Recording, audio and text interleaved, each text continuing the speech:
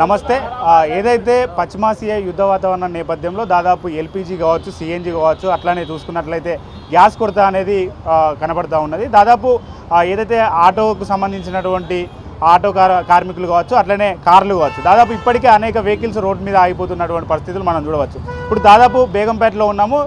బేగంపేటలో auto line దాదాపు 2 నుండి 3 కిలోమీటర్ల దూరంలో ఉన్నది. దాదాపు ఒకసారి వారితో మాట్లాడే ప్రయత్నం చేద్దాం. అన్న, ఒకసారి వారితో మాట్లాడదాం. ఒకసారి మనం లైన్ చూసుకున్నట్లయితే దాదాపు 2 కిలోమీటర్ల పైగా ఉన్నది. ఆటో కార్మికులు దాదాపు గంటల తరబడి ఇక్కడ వెయిట్ చేస్తూ ఉన్నారు. ఇప్పటికీ 3 నుండి 4 గంటల నుండి వాళ్ళు వెయిట్ చేస్తూ ఉన్నారు. ఒకసారి వారితో మాట్లాడదాం మరిన్ని విషయాలు. ఒకసారి వారితో మాట్లాడే ప్రయత్నం చేద్దాం. అన్న, మీ పేరు? నా పేరు విజయ్ గౌడ్. ఎంతసేపు నుండి ఇక్కడ వెయిట్ చేస్తూ ఉన్నాం? నుంచి 2 గంటల 30 నిమిషాలు అయింది. ఇప్పుడు ఈ గ్యాసు కొరత ఉంది. ఇప్పుడు ఊబరు, ర్యాపిడ్ ఉంది. వాడు మంచిగా తరించి కూర్చున్నాడు ఏడా ఆఫీస్లో. ఒక్క రేట్ వెళ్తలేడు. పోవాలి రావాలంటే వాడు ఇంత రేటే ఇస్తాము, అంతకన్నా ఎక్కువ ఏమని వాడు అంటాడు ఊబర్, ర్యాపిడ్. మరి ఈ లైన్లో నిలబడి మేము గ్యాస్ పోసుకోవాలి. ఆడికి పోయేసరికి ఆఫ్ అయిపోతుంది.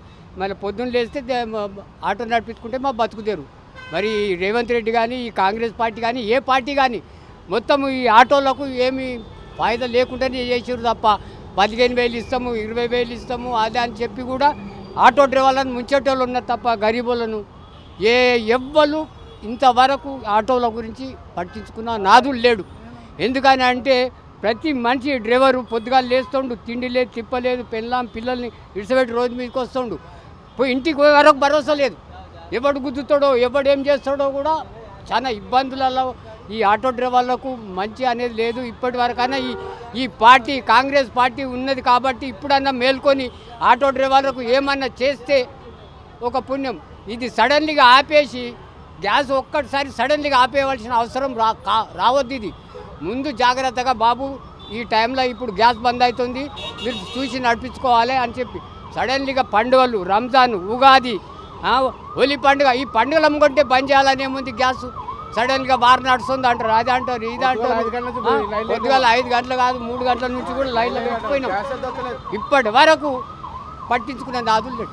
ఓకే, మీరు ఒకసారి ఆటోలు ముందుకు జరుపుకోండి. చూసినాం కదా, దాదాపు 2 నుండి 3 కిలోమీటర్ల దూరంలో ఆటో కార్మికులు అయితే లైన్ కట్టడం జరుగుతున్నది.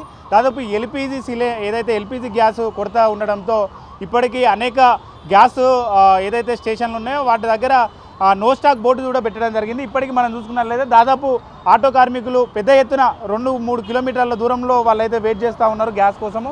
మరికొంతమందితో మనం మాట్లాడదాము. చూసినట్లయితే వాళ్ళు ఒక వెహికల్ పోగానే నెట్టుకుంటూ వస్తున్నారు. గ్యాస్ మొత్తానికి అయిపోయింది, ఎల్పిజి మా ఆటోలో గ్యాస్ లేదని చెప్పేసి కూడా వారు చెప్తున్నారు. మరొకరితో మాట్లాడదాం. ఒకసారి మనం అన్న, మీ పేరు? అంజనేయులనా? ఎంతసేపు నుండి వెయిట్ చేస్తున్నారు? 3 అవర్స్ అవుతుందన్నా. గ్యాస్ లేక 3 అవర్స్ అవుతుంది. మాకు మస్తు ఇబ్బంది అవుతుంది ఆటో వాళ్ళకు.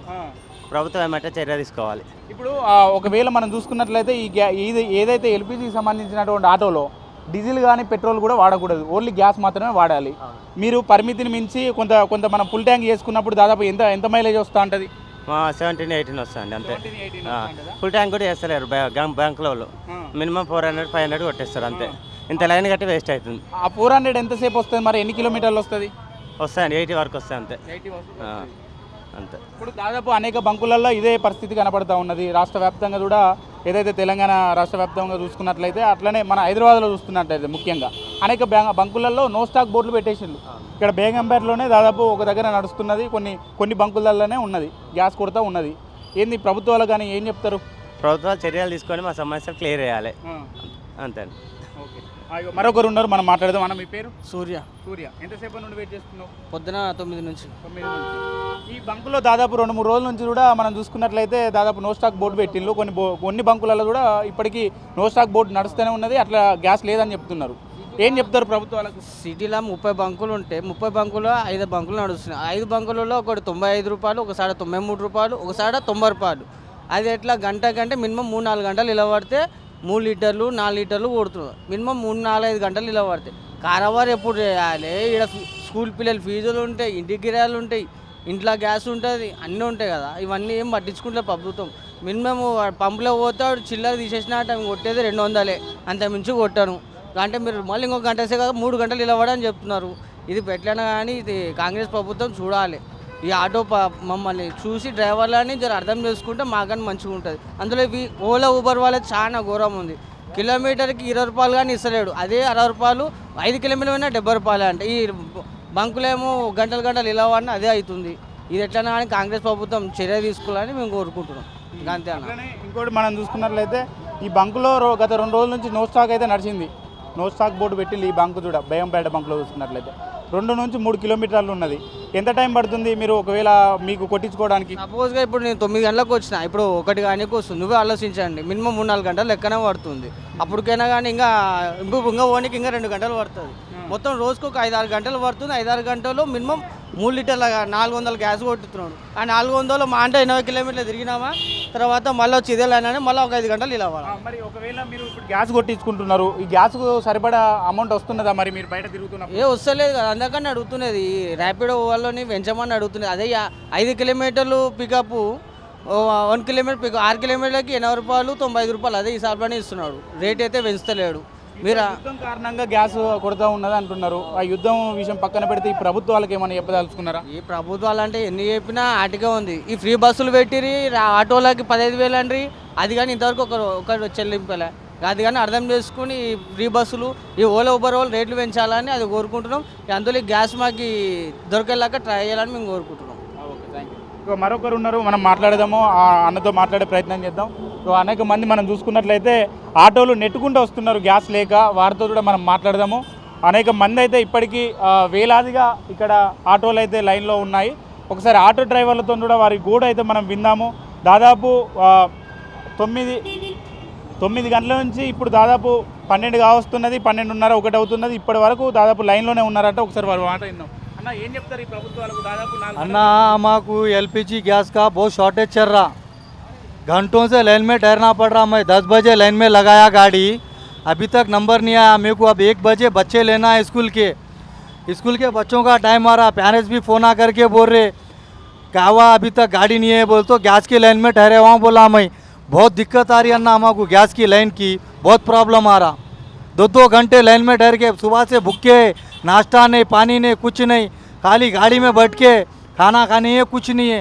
चक्कर आ रहा लाइन में ठहर के, इतना प्रॉब्लम है हमको। एलपीजी गैस तो मिल रहा ही नहीं, लाइन में ठहर के भराना पड़ रहा गाड़ी हमारे को। बहुत प्रॉब्लम है अन्ना, बहुत प्रॉब्लम है మాకు. చూసారు కదా, ఏదైతే స్కూల్కు వెళ్ళే అటువంటి సమస్యలు కావచ్చు, అట్లనే ఆ గ్యాస్కు సంబంధించినటువంటి లైన్లో ఉండి మాకు అనారోగ్య సమస్యలు కూడా వస్తున్నాయి. కాబట్టి ప్రభుత్వాలు కూడా ఆలోచించాలి అని చెప్పేసి కూడా వారైతే విజ్ఞప్తి చేయడం జరుగుతూ ఉన్నది.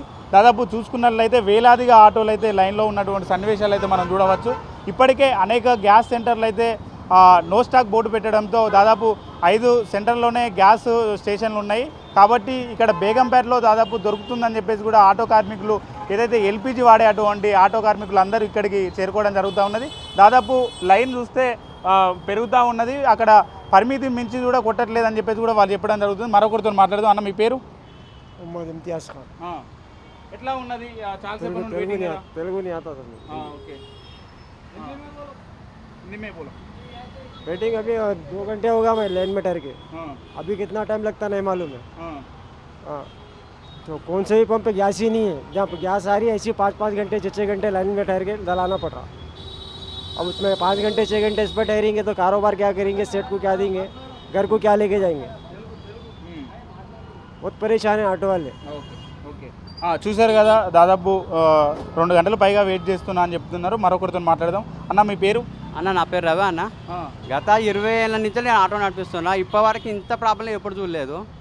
ఈ గవర్నమెంట్ ముందు జాగ్రత్తతో ఏమన్నా మాకు ఫెసిలిటీ మనకు కల్పిస్తే బాగుంటుంది కదా. ఇంత అయ్యేదాకా కూడా చూడొద్దు కదా గవర్నమెంట్ కూడా. అక్కడ వార్ అవుతుందని తెలుసు. కొద్దిగా వాళ్ళతోని మాట్లాడన్నా ఏమన్నా కొద్దిగా ముందు ప్రొవైడ్ చేస్తే ఏమన్నా బాగుంటుంది ఆటో డ్రైవర్. రేవంత్ రెడ్డి మాకు 1 ఇయర్కి ఒకసారి అది చేస్తా అన్నాడు, అది కూడా 12,000 ఇస్తాడు, అది లేదు.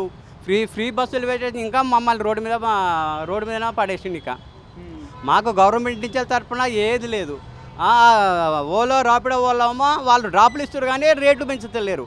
ఆల్రెడీ 93 రూపాయలు, 53 రూపాయల నుంచి 93 పోయింది. అదే రేట్లు ఇస్తుండు.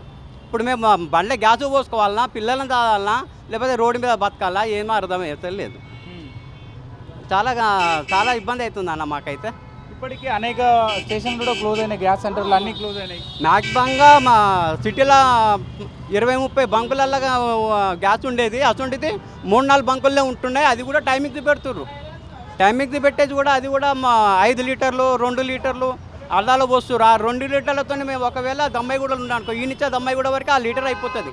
మళ్ళీ అక్కడి నుంచి నెట్టుకుంటూ రావాలన్నా, పోసేదన్నా ఫుల్ ట్యాంక్ పోసుకుంటామమ్మ మేము 10-20 రూపాయలకు అమ్మాయించుకుంటాం. అది కూడా లేదు కదా. కొద్దిగా చూడాలి గవర్నమెంట్ తరపున మాకు ఏమన్నా. ఓకేనా? ఓకే. ఇప్పుడు దాదాపు మనం చూసుకున్నట్లయితే అనేక బంకులలో గ్యాస్ దొరకడం లేదు. గ్యాస్ దొరకడం లేదు కాబట్టి బేగంపేట దగ్గరికి వస్తున్నాము. మేము దమ్మాయిగూడలో ఉంటాము. అక్కడ నుండి ఇక్కడికి రావడానికి, ఇక్కడ నుండి అక్కడికి పోవడానికే ఈ గ్యాస్ ఒడుస్తున్నది. మేము ఏదైతే కార్మికులను ఏదైతే కొంత పని చేసుకొని ఉండేటోళ్ళమో, మా కుటుంబం నడవాలంటే కూడా ఈ ఏదైతే ఆటో పైన ఆధారపడి ఉంటుంది మా జీవితం. కాబట్టి ప్రభుత్వాలు కూడా వెంటనే స్పందించాలని చెప్తున్నారు. మరికొంతమందితో మాట్లాడదాం. అన్న, ఎక్కడి నుండి వచ్చి? 11:30కు వచ్చినాం. 4-5 అవుతుంది మాకు. ప్రభుత్వం ఏం చేస్తుందో మాకు ఎంత ఇబ్బంది అవుతుంది. మా రేవంత్ రెడ్డి సార్ చేయి మీద చేయి పెట్టుకొని కూర్చొని ఉన్నాడు. ఆయనకు అర్థమైతే లేదు ఎంత ఇబ్బంది అవుతుంది, మరి ఎట్లా చేయాలా, ఏం ప్లానింగ్ చేయాలా. ఆ ప్లానింగ్ పాత్రమే లేనే లేదు. ఇష్టం వచ్చినట్టు అమ్ముతున్నారు ఇల్లు, ఇష్టం వచ్చినట్టు రేట్లు ఉన్నాయి. అది ఒక లెక్కన ఏం చేస్తున్నాడు మన సీఎం? ఏం చేస్తున్నాడు? కేసీఆర్ చేసినాడంటే ఈయన కూడా అదే చేస్తున్నాడు. మరి ఏం లాభం? ఇప్పుడు చూడండి, మేమేం చేసే కాదు, రేటు మాత్రం అయితే ఒక్కటి ఉండాలి కదా. ఒకతన 97 ఉంది, ఒకతన 68 ఉంది, ఒకతన 75 ఉంది. అది ఒక లెక్కన? అది గవర్నమెంట్దే కదా, ఇది గ్యాస్ గవర్నమెంట్దే కదా. మరి ఇంతకైనా వస్తుంది, ఆడికెళ్ళి వస్తున్నాయి కానీ మాకు ఇబ్బంది ఎందుకు అవుతుంది? ఇబ్బంది పడుతున్నారు ప్రజల నుండి కూడా. ఏమన్నా ఎక్కువ రేట్లు అట్లా ఏమన్నా ఏమి ఇస్తలేరు, ఎక్కువ చెప్పానంటే దిగిపోతున్నారు. మాకు డబల్ రేట్ ఎప్పటి నుంచి, నెల 15 రోజుల నుంచి మేము డబల్ రేట్లు తీసుకుంటున్నాం. మాకు పైసలు అయితే వస్తలేవు. మరి ప్రభుత్వం ఏమన్నా చేయాలి. పైసలు లేకున్నా కూడా మాకు ఇబ్బంది లేకుండా చేస్తే బాగుంటుంది కదా. ఒక టైం అయినా పెట్టాలి. చూడండి, మేము ఇప్పుడు ఈడ ఉన్నాం, 11:30కు వచ్చినాం. మేము పోయేవరకు 4 అవుతుంది. మేము 4 అవుతుంది. నేను ఇంతకుముందు రాత్రి 12 గంటలకు ఈడనే ఉన్నా. 5 అయింది నాకు. తెల్లారి 5 గంటలకు నా నంబర్ వచ్చింది. అది ఇబ్బంది పడుతున్నాం మేము. ఇబ్బంది పడుతుంటే మాకు ప్రజాపాలన ఉంది కదా. మరి రేవంత్ రెడ్డి ఉన్నారు కదా, ఏదైనా ఒకటి తీసుకోవాలి కదా. తీసుకుంటే లేడు ఆయన. అంటే ఇప్పుడు ఒకవేళ గ్యాస్ ఇబ్బందులు ఉన్నప్పుడు కూడా మీకు కూడా ఏమైనా ఆర్థిక సాయం అందిస్తే బాగుంటుందని అనుకుంటున్నారా? ఉండాలి. అది లేకపోతే ఇదైనా ఏమైనా చేయాలి.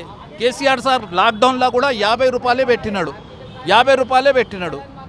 మాకు ఎంత ఇబ్బంది అవుతుంది. మీరు ఒక్కరు కాదు, 1000 ఆటోలు, లక్షలు ఉన్నాయి మాకు. ఎవరికైనా అడిగినా కూడా ఆయన ఖాళీ చేతి మీద చేయి పెట్టుకొని ఉన్నాడు. ఖాళీ కేవలం రేవంత్ రెడ్డి గారు ఖాళీ ఏంటంటే మాటలే ఉన్నాయి. చేస్తే చేయి చూపెట్టయ్యా, చేయి చూపెట్టు. నీకు తెలియదా? అన్నీ తెలిసి ఉంటుంది. నువ్వు కూడా ఆటోలో తిరిగినావు, యూనివర్సిటీలో పోయి చదివినప్పుడు ఆటోలో బస్సులో తిరిగినావు అని ఉన్నావు. నువ్వు లేదని కాదు, అన్నీ తెలిసి ఉన్నాయి కూడా చేతి మీద చేయి పెట్టుకొని ఉన్నాడు. తక్కువ చేయాలి, రేట్ తక్కువ చేయాలి, ఎట్లా చేయాలి, ప్లానింగ్ ప్రకారం చేయాలి. కేసీఆర్ ఎట్లా చేసినాడు తెలుసా? లాక్డౌన్లో 50 రూపాయలు అంటే 50 రూపాయలే పెట్టినాడు. ఈయన వచ్చినప్పటి నుంచి 57. ఈ పొజిషన్లో 90 వస్తుంది. ఇప్పుడు 97 ఉంది ఒక్కొక్క చోట్ల. ఎట్లా అయితే చెప్పు? नहीं होता भाई साहब, नहीं होता.